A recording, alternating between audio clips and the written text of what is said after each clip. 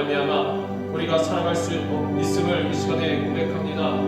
하나님의 귀한 은혜를 우리에게 오늘도 충만하게 채워 주옵시고, 부족하고 연약한 자들이 모였사오나 하나님의 사랑과 은혜 가운데 오늘도 살아갈 수 있음을 시간 동안 고백하오니, 우리를 한 사람 한 사람 불쌍히 여겨 주옵시고, 부족함을 가려 주옵시고, 우리가 가지고 있는 모든 죄악을 사하여 주옵시고, 다시 한번 주님의 은혜로 말미암아 굳건히 일어서는 자들 다 되게 하여 주옵소서. 주님 감사합니다.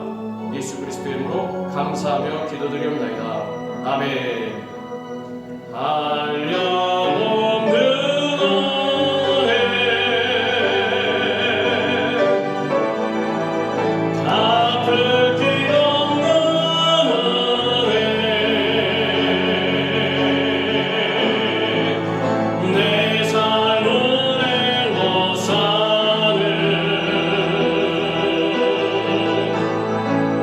하나님의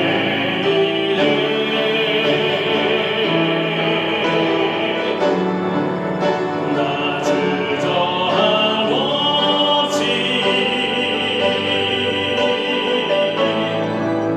그 땅을 밟음도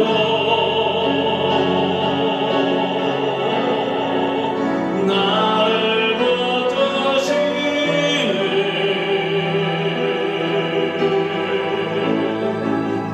하나님의 은혜.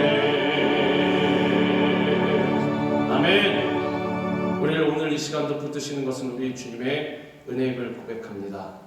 나의 나되는 것은 다 하나님의 은혜입니다. 마지막까지 우리 주님의 십자가를 품고 달려나아갈 때에 하나님의 큰 은혜로 승리하는 우리 모두가 되기를 주님의 이름으로 축원합니다. 할렐루야. 우리가 읽은 말씀인 시간 시편 123편 1절부터 4절까지의 말씀을 갖고 은혜를 베푸소서, 그런 제목으로 우리 같이 은혜를 나누겠습니다. 우리 제목을 한번 따라합니다. 은혜를 베푸소서. 은혜를 베푸소서. 방금 우리가 찬양한 대로 우리의 모든 것, 나된 것, 세상 사람들은 그럽니다. 나의 나된 것은 나의 은혜라고, 나의 힘 때문, 나의 노력 때문, 그리고 나의 지혜와 지식 때문에, 내가 계획을 잘 짜서 그렇지, 내가 지혜롭지, 내가 힘이 좀 있지, 내가 똑똑하지, 그래서 나의 나된 것은 나의 은혜라, 이렇게 말을 하고 살아가는데, 우리 그리스도인들은 그렇지 않습니다. 내가 지금 이 시간 존재하고 있는 이유가, 그리고 그 원인이, 그 공로가 누구 때문입니까? 우리 하나님 때문입니다. 우리 하나님의 은혜가 없었다면 우리는 살아갈 수 없었을 것이고, 이 시간 이 자리에 나와서요, 이곳에 앉아있을 수가 없었을 것입니다. 내가 힘내고 노력해서 다 이렇게 하는 것 같지만 절대로 그렇지 않습니다. 우리 하나님께서 허락하지 아니하시면 참새 한 마리도 땅에 떨어질 수가 없습니다. 하나 썰이는 두아 썰에 팔리는 그 참새도 떨어질 수가 없는데, 우리는 어떻겠습니까? 우리는 절대로 하나님의 은혜가 없으면 살아갈 수가 없는 그러한 존재들입니다. 왜냐하면 하나님께서는 우리의 창조주가 되시고, 우리의 아버지가 되시고, 우리의 인도자가 되시기 때문에, 우리의 삶의 주인이 되시기 때문에, 우리 하나님이 계시기 때문에 우리는 살아갈 수가 있는 것입니다. 이 사실을 절대로 잊어버리면 안 됩니다. 만약에 이 사실을 잊어버리고 나에게 공로를 돌리는 순간, 그리고 내가 영광을 가로채는 순간, 그 인생은 끝장나버리는 것입니다. 세상 사람들이 볼 땐 똑같습니다. 그리고 승승장구하고 잘 사는 것 같습니다. 그러나 그 인생은 결단코, 다시 한번 말씀드리건데, 끝장난 것입니다. 영적으로 죽는 것은 그냥 죽는 것입니다. 영적으로 죽었으니 육적으로 살면 되지. 안 그렇습니다. 왜?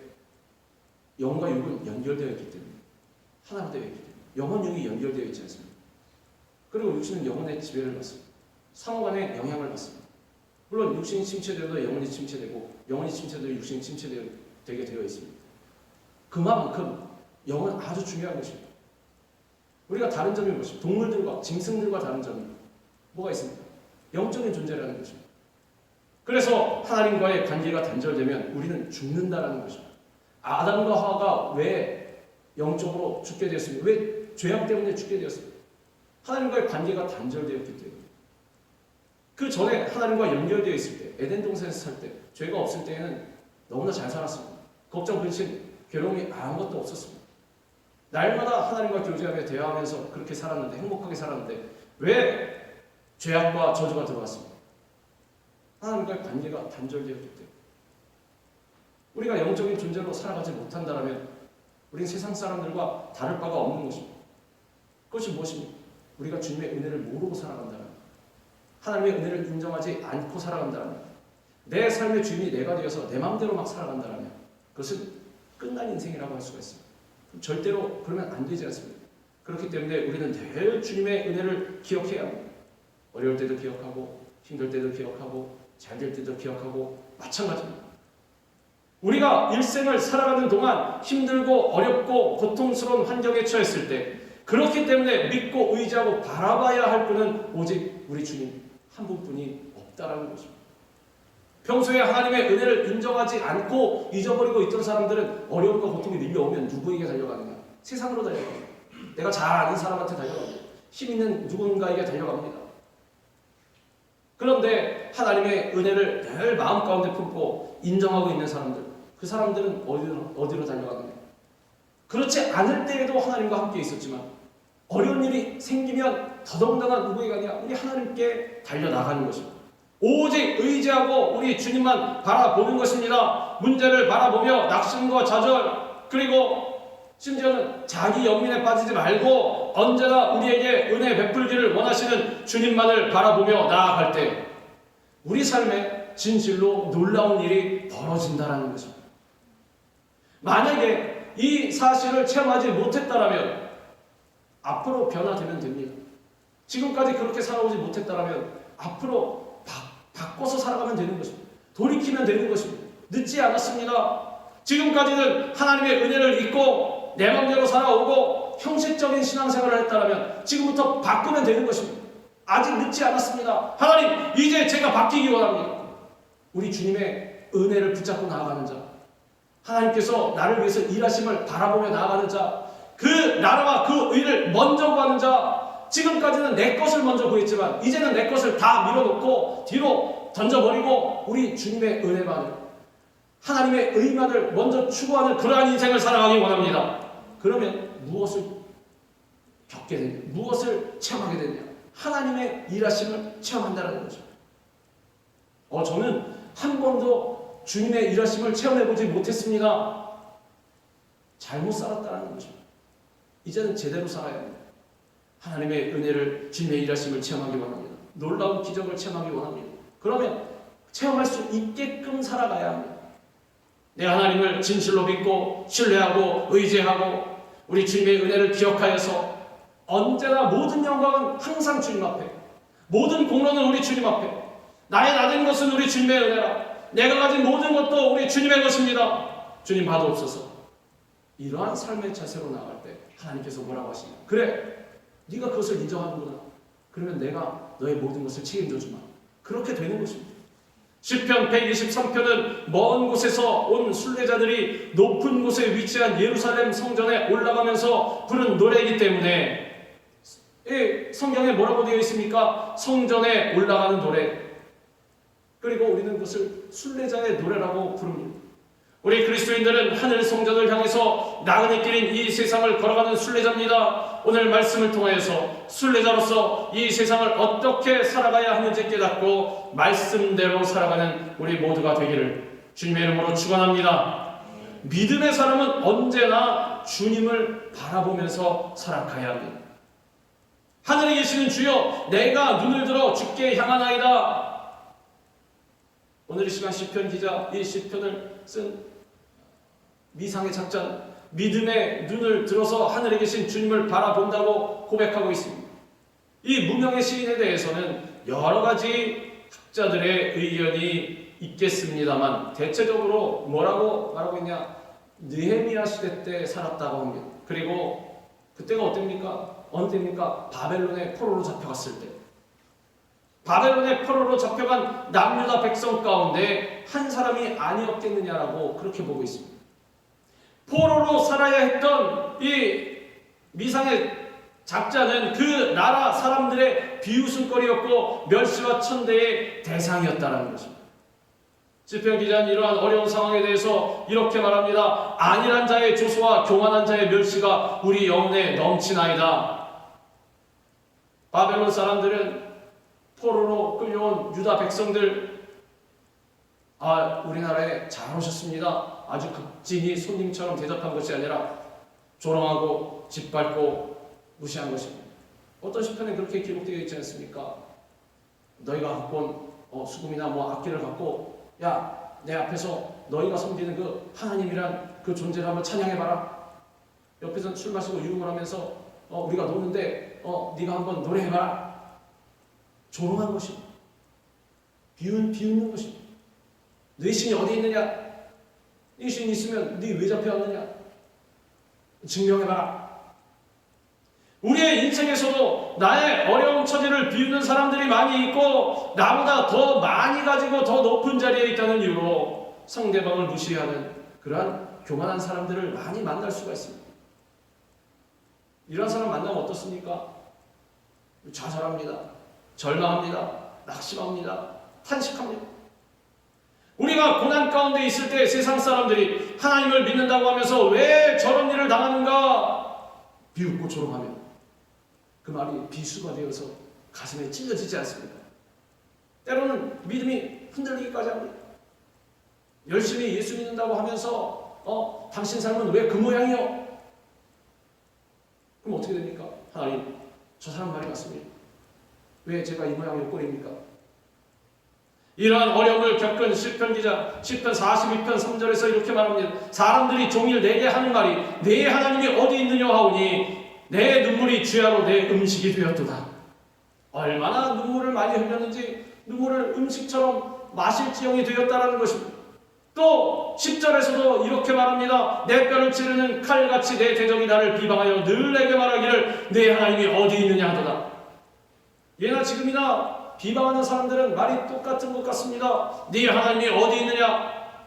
그러나 우리는 이러한 상황 가운데에서도 낙심과 절망에 빠져서 믿음이 약해지면 안 됩니다. 하나님을 절대적으로 신뢰하는 확신으로 믿음으로 무장하여서 모든 염려와 불안과 근심과 상처를 다 몰아내야 하는 것입니다. 그래서 믿음이 방패라는 것입니다. 이러한 공격이 다가올 때 믿음으로 막아내야 합니다. 사탄은 우리가 상처받는 방법이 뭔지 너무나 잘 알고 있습니다. 사탄은 똑똑합니다. 그래서 그 사람의 약점을 쫙 파고 들어서 거기를 빗으로 찔러버리는 것입니다. 그리고 낙심하고 낭망하라. 봐! 너를 보호해주는 존재가 어디 있느냐? 와서 찔리는 것입니다. 그럼 우리 어떻습니까? 그러네. 아무도 없네. 그럼 나 어떻게 살아가야 하나? 내 자신을 믿고 살아가야지. 딴 데로 나가버리는 것입니다. 그러나 그러면 안 됩니다. 믿음을 가지고 막아내야 합니다. 시끄럽다. 나에게 하나님이 계십니다. 내가 어떠한 상황 가운데 처할지라도 우리 주님은 변치 아니하시고 나를 지키고 계십니다. 이 시편 기자는 결국 자신을 조롱하고 하나님을 조롱하는 대적자들 앞에서 낙심하지 않고 하나님을 찬양했습니다. 그 밑에 42편 11절에 보면 내 영혼아 네가 어찌하여 낙심하며 어찌하여 내 속에서 불안해하는가? 너는 하나님께 소망을 둬라. 나는 그가 나타나 도우심으로 말미암아 내 하나님을 여전히 찬송하리로다. 그러한 공격이 다가올 때 잠시 주춤할 수는 있습니다. 그러나 다시 한번 깨달아야 하는 것입니다. 아니, 나에게는 네가 모르는 것이 있다. 우리 하나님이 살아계시다는 사실, 우리 하나님이 예정하신 때는 반드시 온다는 사실, 그리고 나는 그것을 믿는 믿음이 있다는 사실. 너와 나의 차이점이다. 사탄아, 예수 이름으로 명하노니 물러가라. 세상의 모든 사람이 나를 비웃고 멸시해도, 고통과 괴로움이 삶에 가득해도 우리는 늘 하늘에 계신 나의 하나님 아버지, 내가 눈을 들어 주님을 바라봅니다 고백하면서 주님만 바라보고 계속해서 나아가야 하는 것입니다. 내가 이 땅을 밟고 나아감도 누구 때문이라? 우리 하나님의 은혜 때문이라. 우리 찬양하지 않았습니까? 고난의 시간을 지날 때 주님을 바라보는 것이 진정한 승리의 비결이 되는 것입니다. 고난과 역경이 다가올 때, 상처가 다가올 때 땅을 바라보는 것이 아니라 하늘을 바라보는 것입니다. 살아계신 하나님을 바라보는 것입니다. 스데반은 돌에 맞아 죽어가면서도 하늘의 영광을 바라보고 자기에게 돌 던지는 사람들을 용서했습니다. 스데반이 성령 충만하여 하늘을 우러러 주목하여 하나님의 영광감이 예수께서 하나님 우편에 서신 것을 보고 돌에 맞아서 순교하는 순간에 그 사람들을 다시 대적해서 싸우는 것이 아니라 오히려 누구를 바라봤느냐? 사람들을 안 바라봤습니다. 하나님 바라봤습니다. 사람들이 돌을 던지든 핍박을 하든 뭐를 하든 상관없이 하나님만을 바라봤습니다. 바라봤더니 무엇이 보이냐?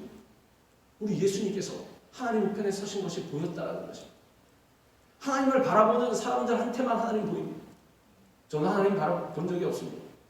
안 봤겠죠. 하나님 바라봐야 하는 것입니다. 우리 늘 땅만 쳐다보고 다니니 세상만 바라보고 다니니 하나님이 안 보이는 것입니다. 그러나 늘 하나님을 사모하고 하나님의 은혜를 생각하고 하나님을 의지하고 믿고 신뢰하는 사람들, 하나님만 바라보는 사람들 분명히 하나님 보이게 되어 있는 것입니다. 스데반은 순교의 순간에 하나님을 바라봤고 자신을 사랑하셔서 친히 일어서신 예수님을 바라봤습니다. 예수님께서 자리에서 일어서신 것입니다. 왜 그랬습니까? 스데반의 순교에 감동받으신 것입니다. 예수님께 인정받는 것입니다. 우리가 살아가는 목적이 무엇입니까? 내가 잘 먹고 잘 살기 위해서, 내가 사람들 앞에 뻐기기 위해서 아닙니다. 하나님 앞에 영광 돌리고 주님께 인정받기 위해서 살아가는 것 아니겠습니까? 하나님을 찬양하기 위해서 살아가는 것 아니겠습니까? 그러면 족한 것입니다. 내가 하나님을 찬양할 수 있고 하나님을 예배할 수 있고 하나님을 섬길 수 있고 하나님께 영광 돌릴 수 있으면 그걸로 되었다는 것입니다. 스데반의 신앙은 그랬습니다. 내가 주님의 일꾼으로 쓰임 받았으니 주님 전 됐습니다. 뭐가 더 부족하겠습니까? 뭘 바라겠습니까? 그러나 우리는 어떻습니까? 주님 더 내놓으십시오. 주님 더 내놓으십시오. 주님 더 주십시오. 끌어당기고 모으고 끌어당기고 모으고 계속해서 끌어당기고. 그러니 주님이 안 보이는 거죠. 그러고 나중에 돌아보니 주님 어디 계시지? 그렇게 살아가다 보면 마지막으로 주님 앞에 섰을 때 주님 그러시는 것입니다. 나도 너 모르겠다. 나도 너 본 적이 없다. 불법을 행한 자여 나에게서 떠나가라. 내가 있을 곳은 바깥 어두운 곳에 슬피 울며 이르가는 것이다. 우리 그렇게 살면 안 되지 않습니까? 늘 우리 주님 바라보면서 나아가야 하는 것입니다. 스데반은 순교의 순간에 하나님을 바라봤기 때문에 자신을 돌로 치는 사람들을 용서할 수가 있었습니다. 무릎을 꿇고 크게 불러 이르되 주여 이 죄를 그들에게 돌리지 마옵소서. 세상 사람들이 볼 땐 이와 같이 바보 같은 인생이 어디 있습니까? 맞아 죽는데도 맞서 싸워야지 얻어맞고 죽어가면서도 용서를 하랍니다. 이게 뭡니까? 그러나 하나님께서 보실 때는 이게 바로 승리하는 인생입니다. 결국에는 승리하게 된다는 것입니다. 스데반의 마지막 모습은 무엇과 똑같습니까? 십자가에서 숨을 거두시기 전에 예수님의 모습과 똑같습니다. 예수님께서 그러시지 않았습니까? 아버지요, 저들이 하는 것을 저들이 알지 못하니 저들을 용서하여 주옵소서. 왜 가능했습니까? 땅을 바라보는 것이 아니라 사람 바라보는 것이 아니라 하나님만 바라보고 있었기 때문에 가능했다라는 것입니다. 그랬더니 어떻게 되었습니까? 모든 이름 위에 뛰어난 이름을 주사 모든 무릎을 예수 그리스도의 이름에 꿇게 하시고 하나님 보좌 우편에 앉히셨다라고 했습니다. 그보다 어떻게 더 높아집니까? 가장 낮은 곳으로 내려갔더니 하나님께서 높여주셨다라는 것입니다. 자리는 우리가 기어 올라가는 것이 아닙니다. 내가 성취해내는 것이 아닙니다. 더 낮아지는 것입니다. 더 낮아지는 것입니다. 제자들이 와서 예수님께 뭐라고 했습니까? 예수님 누가 더 높습니까? 어떻게 해야 천국에서 가장 큰 자입니까? 너 저기 어린아이 보이지? 저 어린아이처럼 낮아져야 된다. 더 낮아져야 된다. 더 겸손해야 된다. 더 섬겨야 된다.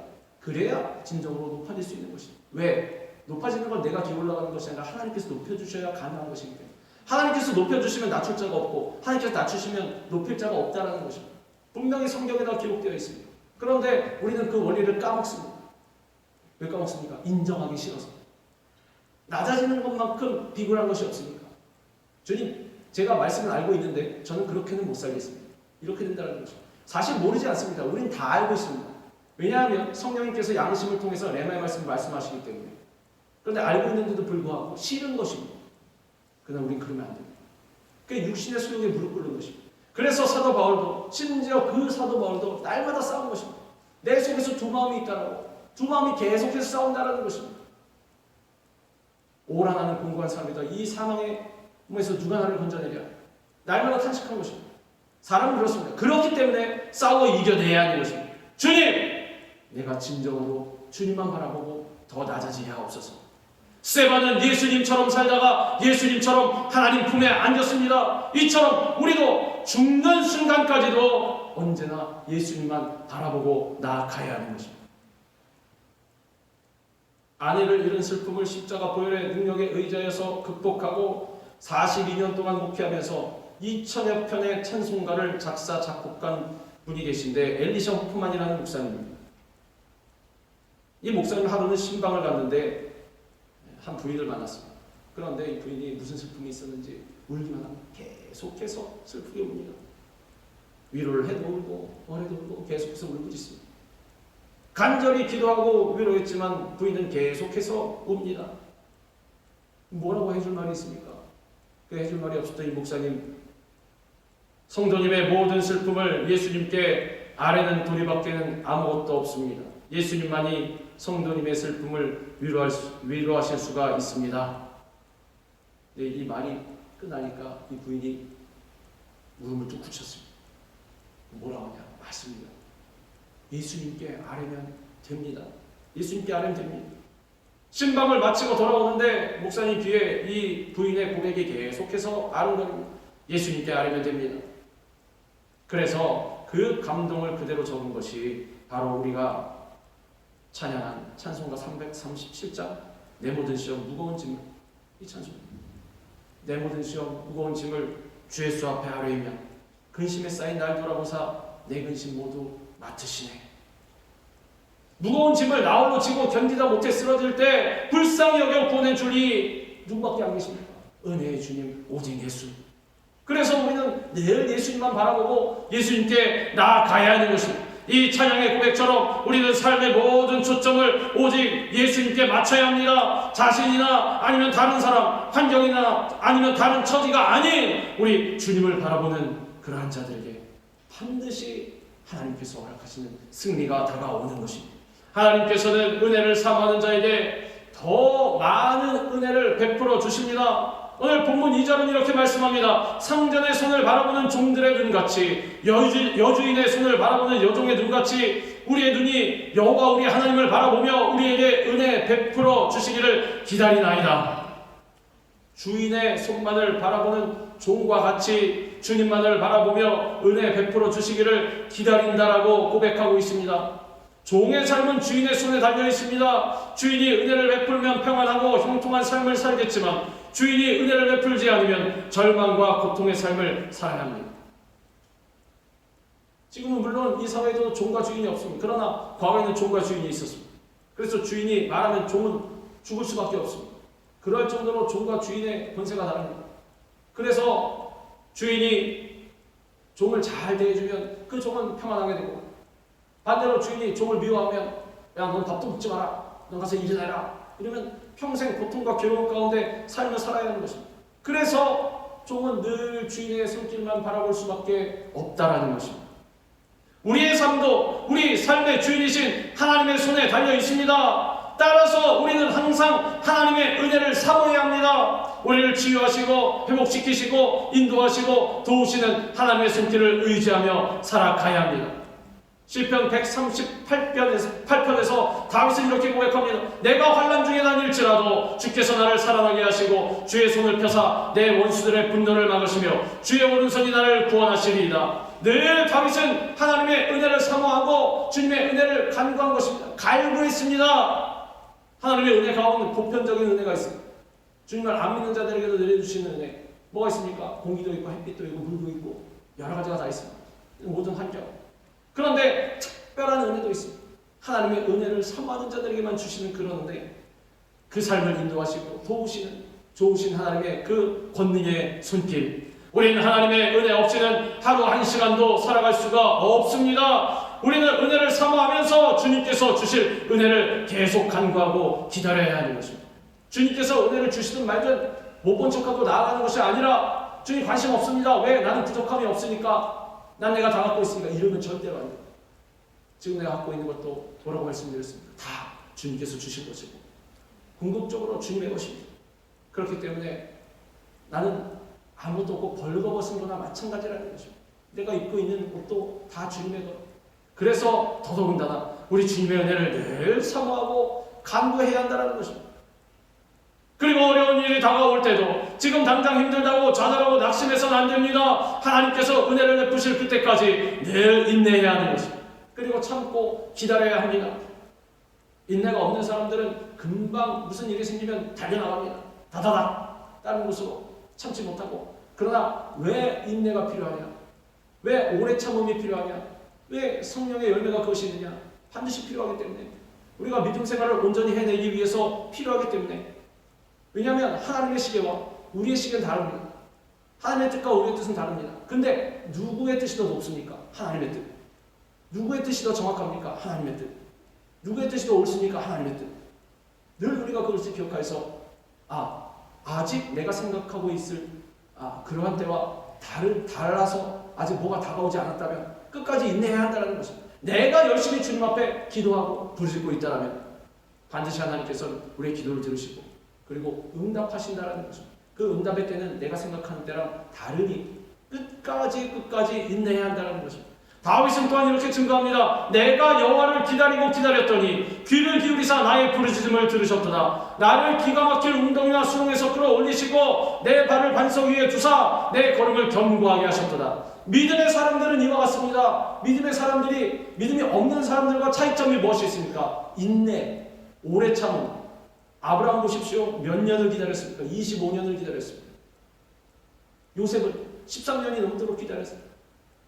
다윗도 마찬가지입니다. 10년이 넘도록 기다렸고, 그리고 왕이 된 다음에도 많은 고난과 고통이 다가왔지만 하나님께서 결국에 승리하실 것을 바라보면서 계속해서 인내하고 기다리고 참고 기다리고 또 기다렸다는 것입니다. 그럴 때 하나님의 일은 반드시 이루어진다는 거죠. 지금 말씀드린 이 사람들 가운데 실패한 사람 있습니까? 아무도 없습니다. 다 성공했습니다. 믿음으로 말미암아, 하나님의 은혜로 말미암아, 인내함으로 말미암아. 출애굽한 이스라엘 백성이 시내 광야에 도착했을 때 모세는 하나님의 부르심을 받고 시내산에 올라가서 십계명을 비롯한 여러 가지 율례를 받고 하나님 앞에서 40주 40야를 보냈습니다. 그런데 이스라엘 백성들은 모세가 돌아오기를 기다리지 못했습니다. 인내하지 못했습니다. 40일이든 400일이든 끝까지 인내하고 기다려야 하는데 못 기다립니다. 이 사람들 며칠만 지나니 모세 어떻게 된 거 아니야? 웅성웅성. 이스라엘 백성은 모세가 돌아오기를 기다리지 못하고 아론에게 우리를 위해서 신을 만들라. 그랬더니 아론은 또 뭘 하냐면, 그래? 그러면 금붙이를 좀 다 빼가지고 모아서 나한테 달라. 그래서 뭘 했냐? 불에 넣고 해서 형상을 만들고 조각칼로 깎아서 금송아지를 만들었습니다. 백성들은 금송아지가 출애굽의 은혜를 베풀었다고 금송아지를 찬양합니다. 금송아지를 하나님처럼 대하면서 그 앞에 제사를 드립니다. 이 어리석은 일이 뭐가 있습니까? 어떻게 일어날 수가 있습니까? 우리가 생각할 때는 아이고 저런 어리석은 사람들. 아니 출애굽하면서 10가지 재앙을 통해 하나님의 놀라운 역사를 다 체험했고, 그리고 홍해를 건너면서도 하나님의 일하심을 다 체험했고, 바위를 터뜨려서 물을 주시 다 체험했고 다 겪었는데 아니 왜 저러고 있나? 욕할 것이 없습니다. 왜? 우리 똑같다라는 것입니다. 똑같다. 벌거벗은 몸으로 태어나서 지금까지 수십 년을 살아오는 동안에 하나님의 은혜를 무수히 많이 체험했음에도 불구하고 우리 어떻습니까? 까먹었습니다. 하나님이 어디 계시냐? 왜 나를 안 도와주시냐? 이스라엘 백성과 똑같다라는 것입니다. 하나님께서 왜 당시의 일을 우리에게 성경을 통해서 전해주고 계시냐? 당시에 이런 사람들이 있었대더라. 이게 아닙니다. 너희랑 똑같다라는 것입니다. 너희도 변화되어야 한다는 것입니다. 여호와께서 모세에게 이르시되 너는 내려가라. 네가 애굽 땅에서 인도하여 낸 네 백성이 부패하였도다. 여호와께서 또 모세에게 이르시되 내가 이 백성을 보니 목이 뻣뻣한 백성이로다. 하나님께서 말씀하십니다. 그래 걔네들이 좀 많이 기다렸으니 그럴 수도 있지. 인자 하나님 이해하셔야 되는 거 아닙니까? 아닙니다. 공의의 하나님. 야, 네 백성 부패했다. 얘네들 신발 거꾸로 신었다라는 것입니다. 하나님께서는 금송아지를 만들어 놓고 제사를 드리며 좋아하고 있는 이스라엘 백성이 부패했다고 말씀하십니다. 부패했다는 것은 그 신앙이 타락했고 변질됐다는 것을 말하는 것입니다. 이 사람들이 원래는 안 그랬습니다. 얼마나 신실했던지 출애굽할 때 탈출할 때 어땠습니까? 문설주에 양의 피를 다 발라라. 양을 잡아서 그리고 그 양을 어떻게 먹고 다 순종해서 다 했습니다. 이러한 믿음의 사람들이었는데 어떻게 되었습니까? 부패했다는 거죠. 변질됐다는 거죠. 이것이 시사하고 있는 것은 나도 언제든 그렇게 될 수 있다는 것입니다. 하나님의 은혜를 놓치고 있습니다. 주님 바라보고 있는 곳에서 시선을 딴 데로 돌립니다. 언제든지 이렇게 될 수 있다는 것입니다. 그렇다면 우리의 믿음은 언제 변질됩니까? 하나님을 금송아지로 바꿀 때, 하나님의 은혜를 잊어버릴 때, 사람이 만든 우상에게서 은혜를 구할 때, 더 나아가서 내가 바로 그 우상이 되었을 때 우리의 믿음과 신앙은 변질된다는 거죠. 우리의 신앙이 변질되지 않으려면 우리는 오직 하나님의 은혜만을 구해야 합니다. 하나님의 은혜만을 인정해야 합니다.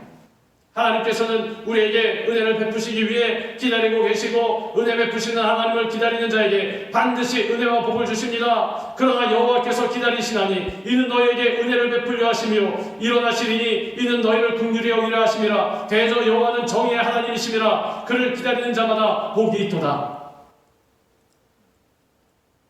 신앙이 변질된 사람들 특징을 보면 어떻습니까?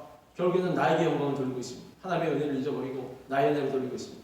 그러면 안 됩니다. 끝까지 우리 주님의 은혜, 나의 낮은 것은 우리 주님의 은혜라. 하나님의 일하심을 바라보면서 그를 기다리는 자마다 하나님께서 복을 주신다는 거죠. 오직 하나님께만 은혜를 구하고 하나님의 은혜만을 갈급해하고 하나님께서 은혜 베푸실 때를 기다리는 우리에게 결국엔 주님의 놀라운 축복의 역사가 다가온다는 것입니다. 우리는 주님께서 은혜를 베푸시고 또 베푸셔서 넘치는 주님의 은혜 가운데 살기를 사모하며 나아가야 합니다. 여호와여 우리에게 은혜를 베푸시고 또 은혜를 베푸소서. 심한 열시가 우리에게 넘치나이다. 주님, 어렵고 힘든 순간이 다가왔습니다. 고난과 역경이 다가옵니다. 저에게는 무엇이 필요하냐? 주님의 은혜가, 특별한 은혜가 필요합니다. 그리고 언제든지 주님의 은혜만 있으면 됩니다. 주님께서 우리에게 베푸시는 은혜는 우리 영혼과 삶을 가득 채우고도 남음이 있는 넘치는 은혜입니다. 부족하지 않습니다. 우리는 늘 주님을 의심합니다. 주님의 은혜를 좀 받는다고 뭐가 달라지나? 나의 상황이 달라집니다. 완전히 바뀌어지게 되는 것입니다. 다윗도 넘치는 주님의 은혜에 대해 이렇게 고백합니다. 주께서 내 원수의 목전에서 내게 상을 차려주시고 기름을 내 머리에 부으셨으니 내 잔이 넘치나이다. 실제로 다윗이 이것을 고백할 당시에 원수가 해결되었을 수도 있고 해결 안 되었을 수도 있습니다. 그러나 다윗은 어떤 상황 가운데 있어도 고백이 이랬습니다. 늘 주님을 향한 고백과 마음의 표현이 바로 이랬습니다. 믿음의 고백. 주님, 원수의 목전에서 내게 상을 차려주시고 기름을 내 머리에 부어주셨음을 믿습니다. 그러므로 내 잔이 넘침을 믿습니다. 넘치기 뭐가 넘칩니까? 잔에 아무것도 없는데 실제로. 그러나 다윗의 고백은 주님, 내 잔이 주님의 은혜로 말미암아 도우심으로 말미암아 넘쳐납니다. 그럼 하나님께서 뭐라고 하시고 이것 봐라. 이 믿음 봐라. 그래, 내 믿음대로 될지어다. 믿음이 그런 것입니다. 넘치는 잔을 보고 하나님 넘칩니다. 감사합니다. 이게 높은 수준의 믿음이 아니라 잔에 아무것도 없는데도 불구하고 하나님께 주님, 제 믿음의 눈에 하나님께서 넘치도록 채우시는 것이 보입니다. 그래서 믿음은 바라는 것들의 실상이라고 하는 거죠. 내가 바라는 것이 실상으로 다가옴을 그대로 고백하는 것. 그리고 그대로 이 사람은 믿습니다. 남들이 볼 때는 착각했다고 볼 수도 있습니다. 아니, 믿음은 오히려 착각이라고 해도 좋습니다. 세상 사람들이 바라보는 그러한 이성과 실제와는 다릅니다. 분명히 아무것도 없는데 이 사람 눈에는 가득 찬 것이 보입니다. 실제로. 그래서 하나님께 고백하는 것입니다. 주님, 이렇게 가득 채워주시다니요. 주님 감사합니다. 그러면 하나님께서 네 믿음이 그거니 네 믿음대로 될지어다. 우리 믿음의 입술의 고백이 중요한 것입니다. 우리는 우리 영혼과 삶의 모든 영역에 주님의 은혜가 넘쳐나기를 소원해야 합니다. 주님의 은혜가 임하면 깨어진 관계가 회복되고 무너진 가정이 다시 일어서고 우리가 몸담고 있는 학교나 직장이나 사업장에 생각지도 못한 놀라운 일들이 일어나게 된다는 것입니다. 그래서 우리는 축복의 통로가 되어야 됩니다. 나 하나 때문에 주님만 바라보고 은혜를 인정하며 그리고 믿음으로 나아가는 나 하나 때문에 그러한 공동체가 복을 받게 된다는 것입니다. 하나님께서는 우리의 삶에 여러 가지의 은혜를 베풀어 주십니다. 무엇보다 하나님께서 우리에게 주신 가장 큰 은혜는 구원의 은혜라고 할 수가 있습니다. 너희는 그 은혜에 의하여 믿음으로 말미암아 구원을 받았으니 이것은 너희에게서 난 것이 아니요 하나님의 선물이라. 하나님께서 선물로 주신 구원의 은혜에 우리는 늘 감사하며 살아야 합니다. 하나님께서는 구원의 은혜뿐만 아니라 우리에게 더해서 또 주셨습니다. 성령의 은혜도 주시고 말씀의 은혜도 주시고 우리에게 형통의 은혜도 주시고 치료의 은혜도 주셨습니다. 친히 나무에 달려 그 몸으로 우리 죄를 담당하셨으니 이는 우리로 죄에 대하여 죽고 의에 대하여 살게 하려 하심이라. 그같이 찌게 맞음으로 너희는 나음을 얻었나니. 우리 찬양에 그 내용이 있지 않습니까? 받은 복을 세워보아라. 이것이 왜 중요하느냐? 늘 주님의 은혜, 우리를 향하신 은혜, 복을 세워보는 것입니다.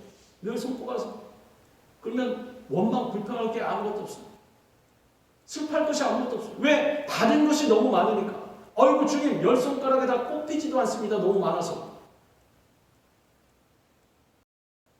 주님께서는 이러한 은혜가 우리의 삶에 더 넘쳐나기를 원하고 계십니다. 우리가 주님께서 주신 은혜에 날마다 감사하며 주님을 찬양하면 주님께서는 독수리가 날개치며 올라가는 것 같은 능력이 넘치는 삶, 그리고 날마다 새로워지는 그러한 삶을 허락해 주십니다. 다윗은 이에 대해서 또한 이렇게 고백합니다. 내 영혼아 여호와를 송축하며 그의 모든 은택을 잊지 말지어다. 그가 내 모든 죄악을 사하시며 내 모든 병을 고치시며 내 생명을 파멸해서 승량하시고 인자와 긍휼로 관을 씌우시며 좋은 것으로 내 손을 만족하게 하사 내 청춘을 독수리같이 새롭게 하시는도다. 그렇기 때문에 우리는 은혜 가운데 주님을 바라보고 또 천국을 바라보고 믿음의 전진을 계속해 나아가야 하는 것입니다. 그래야 그러한 믿음의 사람 가운데 지금 읽어드린 이 말씀의 내용대로 그러한 은혜와 복을 허락해 주시는 것입니다. 주님의 귀한 기적의 역사가 나타나는 것입니다. 그리고 그 받은 은혜와 사랑을 나아가서 우리도 베풀고 나누며 살아가야 합니다. 우리가 받은 은혜가 없는데, 우리가 느낀 것이 없는데 어떻게 나가서 나눌 수가 있겠습니까? 그것은 세상 사람들이 말하는 그러한 적선입니다. 자, 이거 먹고 떨어져라 이러는 거죠. 그러면 안 되지 않습니까? 받은 은혜를 그대로 전달하여 주는 것은 다른 것입니다. 받은 축복을 그대로 흘려보내는 축복의 통로의 역할을 하는 것은 도네이션과는 다릅니다. 차별을 둬야 합니다. 그래서 늘 우리는 주님의 복의 통로로서 역할을 감당해야 하는 것입니다. 이와 같이 우리가 늘 주님만 바라보며 은혜를 구하고 주님의 은혜로 넘치는 삶을 살아갈 때 우리를 통해 세상에 주님의 은혜가 흘러가는 것입니다. 인생에는 누구에게나 어려운 일이 있습니다. 지금도 어려운 일이 있고 앞으로도 더 어려운 일이 다가올 수가 있습니다. 그러나 나를 훈련시키기 위해 주시는 모든 어려움 가운데 내가 하나님의 영광을 위해 기도하고 계속해서 믿음으로 나아가면, 주님의 은혜를 사모하고 나아가면 하나님께서는 분명히 피할 길을 여시고 살 길을 열어주시고 하나님이 되심을 보여주시는 것입니다. 그러면 우리도 그것을 가지고 나와서 담대하게 떳떳하게 확실하게 증거할 수가 있습니다. 하나님의 자녀인 우리가 천국에 이를 때까지 모든 것을 책임져 주시는 것입니다. 하나님께서는 주님의 뜻대로 살아가는 자녀들에게 갑절로 은혜를 베풀어 주십니다. 세상 길을 묵묵히 걸어가는 순례자들로서 우리의 눈을 온전히, 우리의 시선을 주님께 향하고 주님의 은혜를 사모하고 주님께서 주시는 풍성한 은혜를 받아서 나아가서 그 은혜를 베풀고 나누며 하나님의 영광을 위해서만 살아갈 수 있는 그러한 우리 모두가 되기를 주님의 이름으로 축원합니다. 기도하겠습니다. 사랑과 은혜와 자비가 무한하신 좋으신 하나님 아버지, 감사합니다. 하나님 간구합니다. 우리에게 넘치는 은혜를 베풀어 주시옵소서.